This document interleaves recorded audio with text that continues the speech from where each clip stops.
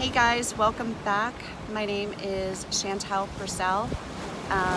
This is my fourth video since I was diagnosed with cancer 3 weeks ago in my breast and at least one lymph node. You'll notice that my backdrop today is a little different than my living room or bedroom where I normally film, and I'll get to that in a minute, but just wanted to give a little medical update.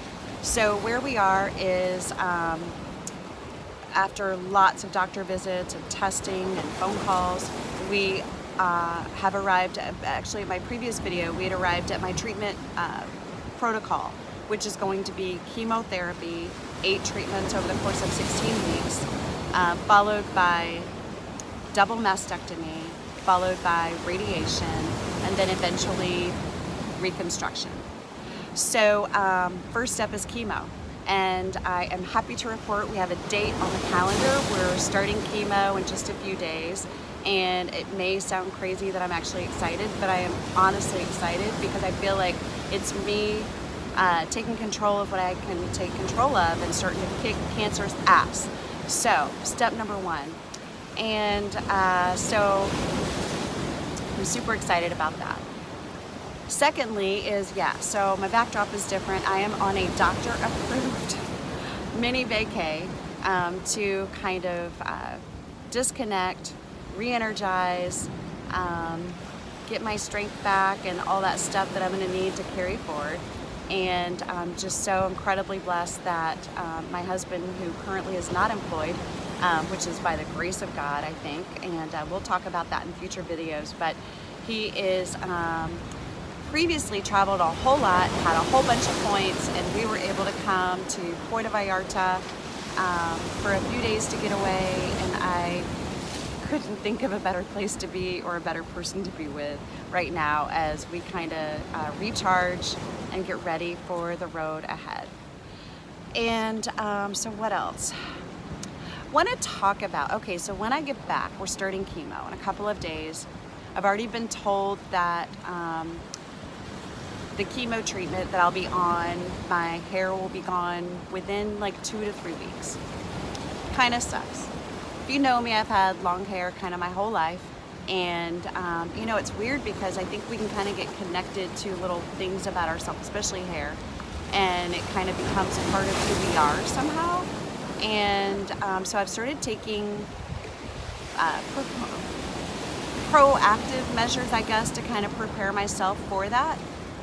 As much as I can. You know, I mean, no one's going to be able to predict. I can't predict how I'm going to feel the day I look in the mirror and see my bald scalp. But you know what? I mean, like, I can totally do little things to kind of make it easier. And so one thing that I'm doing is I have met with, and have teamed up with the Wigs of Atlanta, Georgia, and I'm sure she can work on a broader scope outside of Atlanta, but her name is Rebecca Walden, and she's been an angel in providing me with my new, as she called it, fur hat. I love that. So we've met and we have hair on order, and so I'm not excited, but I'm excited that I have this opportunity because, and I'll back up, actually we have some amazing family and friends in our life who have gifted me my hair. They call it actually like a head prosthetic, which I didn't know, and a lot of insurances actually will cover part or all of a head prosthetic, just FYI. My insurance doesn't, but hey, if you're ever faced with that or know someone that is, it could be covered, so check into that. So, so I've met with Rebecca, and we're ready for my bald head. Next on the agenda is, I'm calling this, you guys, I'm calling this controlling the controllable. So here's the deal. Losing my hair is gonna suck, and there's nothing I can do to make that not happen. So what I can do is I can control when I lose my hair and what happens to it when it's off. So rather than piece by piece, strand by strand, losing it like down my drain of my shower, on my pillowcase, apparently it comes out in chunks, I've decided not to do that. So I've decided that several days beforehand, we're getting a day on the calendar. I'm going to take control of the situation, and I'm actually going to ponytail and section off all of my hair so that it can be cut and preserved and donated to freewigsforkids.com. No, freewigsforkids.org. And they work with, goodness. Oh, I'll get the organization names. I'll link them below.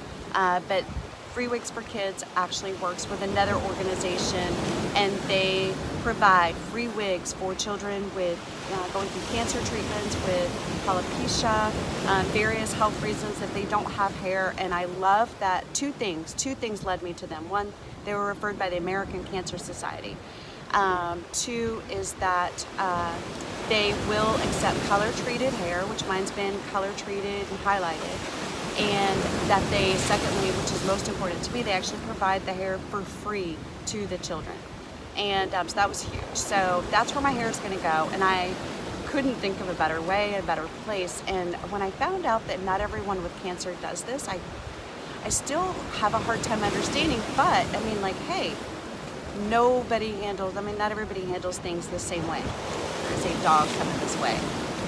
Anyway, hopefully he's friendly. I love dogs. So sorry, I lost my train of thought. Anyway, so I'm super excited to know that my hair is going to be given for free to a child. So I love that. And it's a little sad that not everyone, knowing they're going to lose their hair,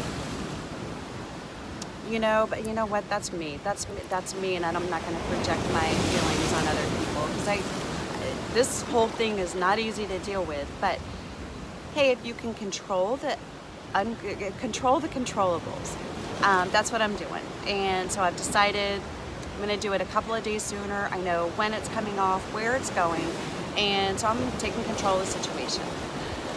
Could not be more excited about that. So, you know, and I like to give little, like, little takeaway messages. And so that's my takeaway message this week, you guys, is that this isn't about cancer. It's not about me, for sure.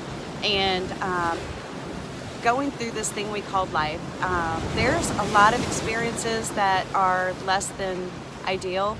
We all have our hurdles to jump. Some are higher than others.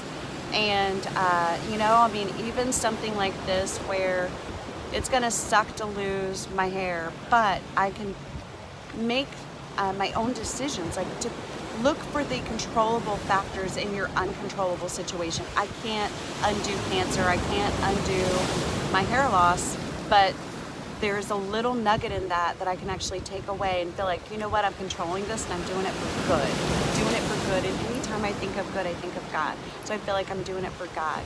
And so that's my little takeaway today. And I thank you guys for following, for your love and your support and your cards, your text, your messages, your prayers more than anything. Your prayers are really powerful, and I am fueling up on your awesome energy. So guys, please just know that not one bit of it is unheard and unappreciated. I absolutely feel so grateful and so full of love. So thank you. And until next time, we'll see you a little later.